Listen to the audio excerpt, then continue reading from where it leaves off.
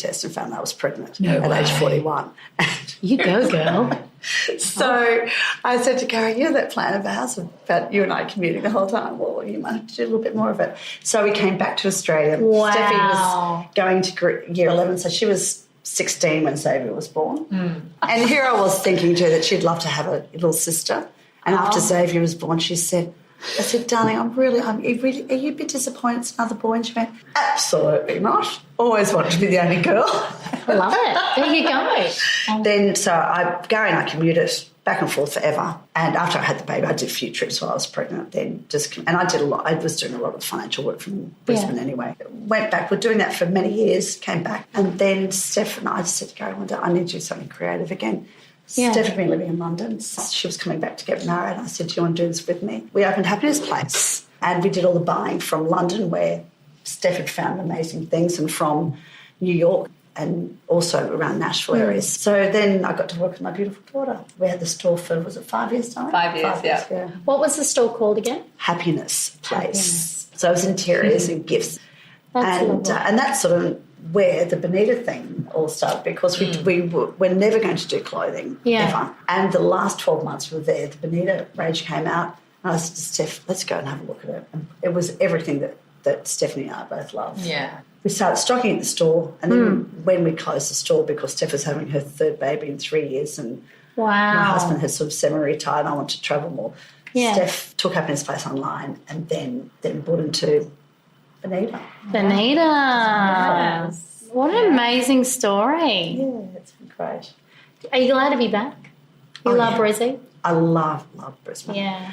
But Why do you love Brisbane? I love Brisbane because it is, I love to see a place that changes and evolves. And it doesn't, I don't think Brisbane's ever really, it might have been stagnant back in the day, but for years, every time I look around another corner, there's a new restaurant, a new store, a new building. The people are just divine. I love that you can get to the beach in an hour and you can get to the country in an hour. You know, I went to Sydney on the weekend, and flying out yesterday, I looked down and thought, it's stunning. And I would love to live in Sydney. My son lives there at the moment with his husband. But there's just something about Brisbane that is just so warm and easy. Do you reckon that too, Steph?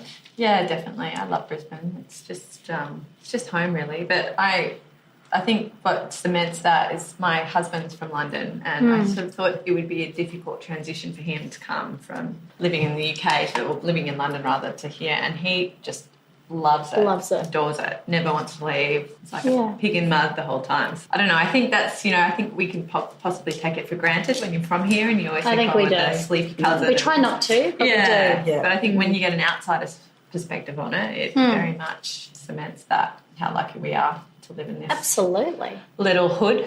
Stephanie Rooke. So, talk to me about Bonita. Bonita. Well, as Mum kind of touched on, it came about, I guess it was like 3 years ago or so, when Christian Williams, he's my partner, he launched the range with the help of his mum and his sister. They're a very creative little family, and they had done some beautiful work, and essentially they're all artists, so they pretty much had put their artwork onto silk and turned them into caftans. So as Mum said, she saw them on Instagram or something like that, I think, and Mum said, look, why don't we just go and have a look, because it could be something that would work for Happiness Place. And good on you, Mum. Yeah, I know, and I just kind of didn't, to be honest, I didn't think much about it. I was excited to see it from personally, because I thought I'd love to wear them, but I wasn't really thinking of it as much of a business opportunity. But we went and saw them, and they were gorgeous, and pretty much instantly clicked with Christian. Wow. And yeah, because he's great fun. He's an absolute hoot. Yeah, and that again, didn't really think much of it other than the fact that he was a supplier and I was a stockist essentially. But we'd always have good fun, and whenever we'd speak on the phone, we'd howl with laughter, and it always had a nice relationship. And then I guess just before I had my third child, and we closed the physical shop of Happiness Place, we had a meeting with him one day, didn't we? And and I kind of at that point I was like, well, I don't know if I'm going to continue stocking it, because we're online now and it's a bit of a different business. And anyway, we decided it would be a good idea to to continue it. And so I guess it was that year, that was really the transformation where I really started to have a lot to do with him. We became kind of more like friends than anything else. And and it just became, I mean, I loved what he was doing, and it was growing very quickly, and it sort of, I could see that he needed a bit of help because there's only so much one person can do. So it just kind of, it did just happen sort of all very naturally. It just kind of came up, and then all of a sudden I sort of had this weird moment one day where I just thought, I think I'm going to become involved here. I don't know why, but there's something about it that I just had an intuitive feeling that it felt like that's what was going to happen. And I spoke to Christian about it, and he was very excited, and next minute we were in it together. So, naturally evolved. Yeah, and it's been so much fun. It's definitely the dress, or should I say caftans, that people stop you on the street and go, break me off a piece of that material. I'm not joking. True. Like, it is stunning. Oh, thank you. And there looks like there's a lot of love. There is. It's in the design. Yeah, it really is. It's a lot of, it really is art. Like, it, you know, so Christian paints it all with his hands, and, you know, then it goes onto, you know, printed onto materials, and then it's all hand embellished. I was just going to say, is it hand sewn? Yeah, it is. All by these beautiful little artisans over in India. So, yeah, it really is. It's definitely not fast fashion. It's not mass produced. It's not something that, and I don't think it'll ever be that way. A lot of love and care that goes into it. And where can we find these beautiful dresses? Well, we have our online store. Shorts, we've got all sorts now. We've really expanded the range, particularly in the last 12 months. Yeah, we've got our online store, but also we are in about 20 stockists throughout Australia at the moment. Amazing. And that's growing very rapidly, which is wonderful. And we're in a handful of stockists overseas as well, which is great. Yeah, so it is. It's really, I absolutely love it. It's, you know, it's very creatively fulfilling, but it's also, I mean, in theory, the way it works is Christian, you know, looks after the creative side of the business, and I do the business side of the business. But there's a lot of crossover, and it's very stimulating. It's a whole new world for me, and I'm learning a lot on my feet. Yeah, I just can't stop thinking about it. I love it. It's just always... You got the passion, girl. Yeah, it's always in my head the whole time. So good. So, I love it. I love your headscarves too, by the way. Oh, thank you. They're divine. They're beautiful. And you've got some really good leopard things going on at the moment too. Leopard is overtaking the city. Yeah. Can I just say? You've hit the nail on the head, honestly. Like, you brought that out before everyone else was wearing leopard. So well done. Well done. What's your favourite piece of item of clothing? Oh, well, Christian beautifully designed a caftan last year called Stephanie, which that's a little warm spot in my heart. But wow.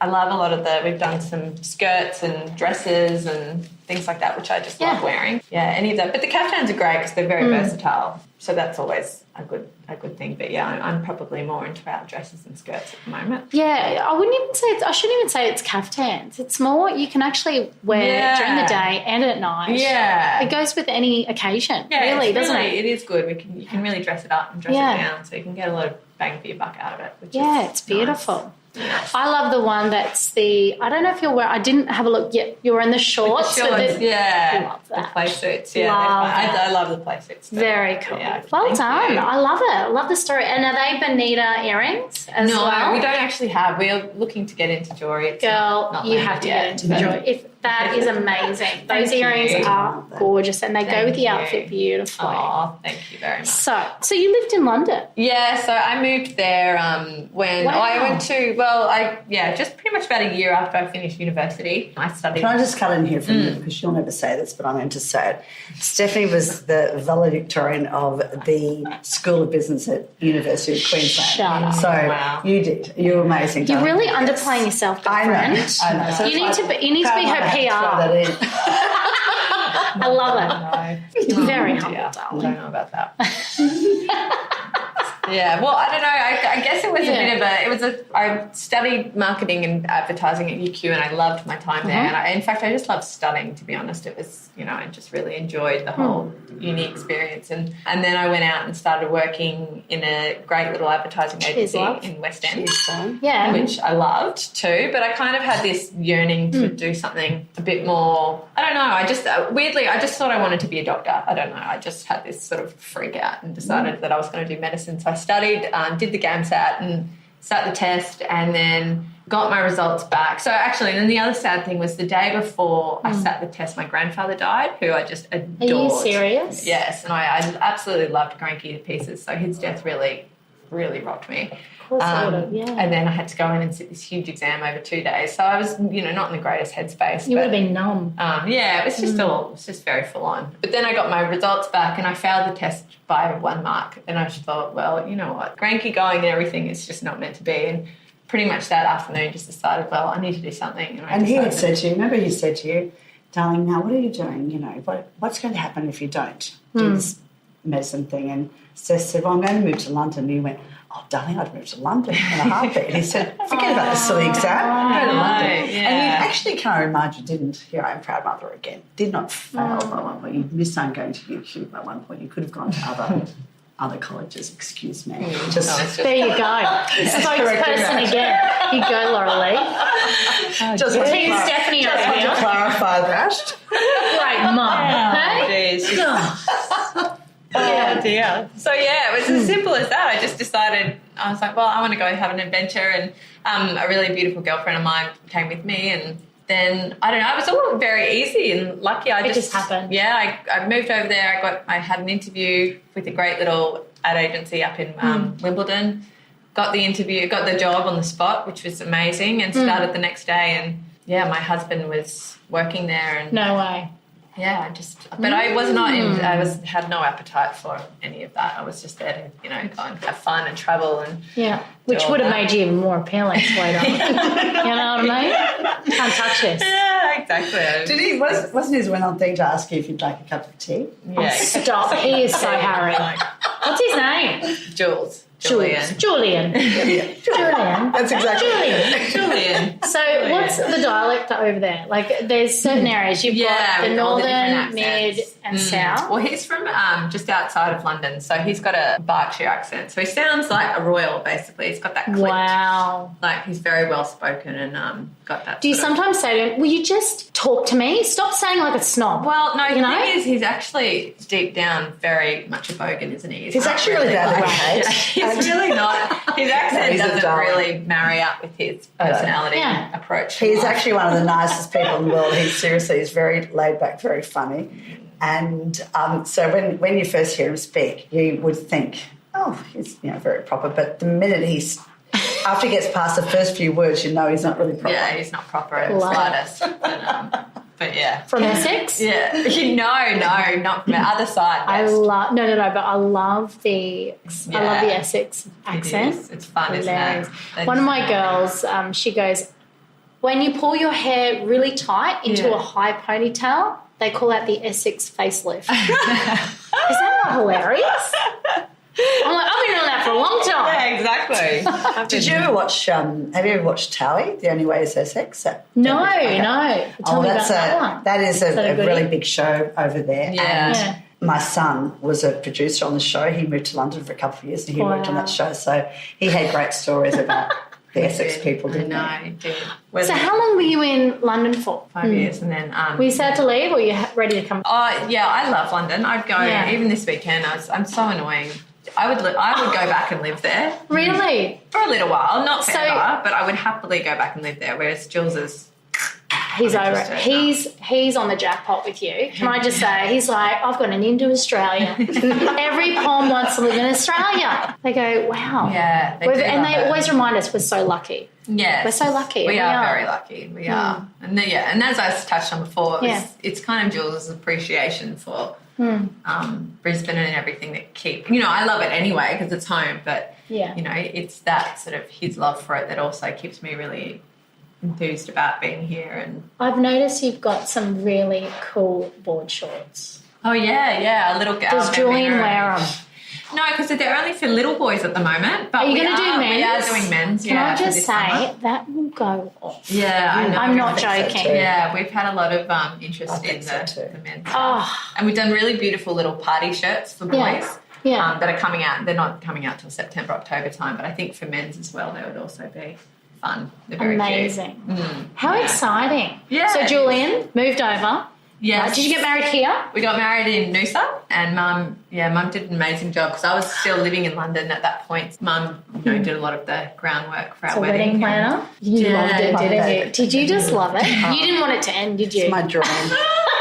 You wouldn't be amazing at it. We had beautiful. There's your new business, lovely. I know. Would you do it? Look, I would. Weddings by Lorilie. You can leave your brochures here. Do you know how many hens parties I get? Yeah, I bet. No, it doesn't mean they're not going to get married the second time. You know what I mean? I honestly would. I wish I had discovered this passion years ago because I would do it now. But the thing is that if I